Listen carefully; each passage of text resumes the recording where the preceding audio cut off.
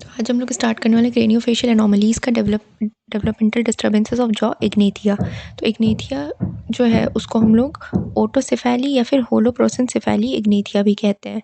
Basically इसमें होता क्या है, पहले तो ये लीथल एनोमली है, देन इसमें होता क्या है, जो हाइपोप्लेजिया हो जाता है या फिर एब्सेंस होता है हमारा जो मैंडिबल है वो, और इसमें जो ईयर्स होते हैं ना वो एबनॉर्मली प्लेस्ड होते हैं, चिन की जगह पे या चिन के पास में आ जाते हैं, और इनका जो मैंडिबल है वो प्रेजेंट ही नहीं होता है। ये ऑटोसोमल रिसेसिव डिसऑर्डर है।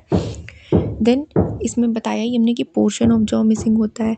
बेसिकली अगर वो मैक्सिला में हो रहा है, इन केस ऑफ मैक्सिला, तो हमारा जो एक मैक्सिलरी प्रोसेस है या प्री मैक्सिला है वो एब्सेंट होगा, या फिर पार्शियल एब्सेंस हो सकता है हमारे मैंडिबल का भी, मैंडिबल के केस में। तो मैंडिबल के केस में क्या होता है कि पूरा एक साइड का मैंडिबल गायब हो सकता है, या फिर एक साइड का कंडाइल गायब हो सकता है। कंडाइल ये प्रोसेस होता है जो ये होता है।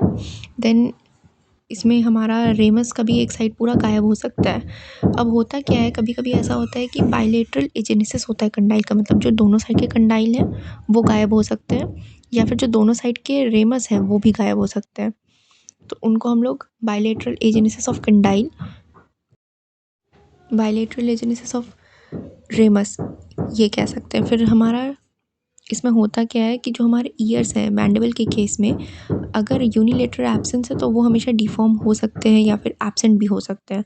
अब इनका कॉज क्या है, तो इसमें जो हमारा न्यूरल सेल क्रेस्ट के मीजेनकाइम्स होते हैं वो माइग्रेट नहीं कर पाते हमारी मैक्सिलरी प्रोमिनेंस में। ये 4th और 5th वीक में होता है जेस्टेशन के, और इसका प्रोग्नोसिस जो होता है बहुत ही ज़्यादा पुअर है, और ये लीथल कंसिडर किया गया है। अब इसमें बेसिकली अगर आपने जो हमारा फर्स्ट ईयर में पढ़ाया जाता है डेंटल हिस्टोलॉजी का, वो वाला पार्ट जिसमें डेवलपमेंट के बारे में पढ़ते हैं हम लोग, वो पार्ट अगर आपने अच्छे से पढ़ा है, एनाटमी अच्छे से पढ़ा हुआ है, तो फिर ये चीज़ें बहुत अच्छे से समझ में आएंगी।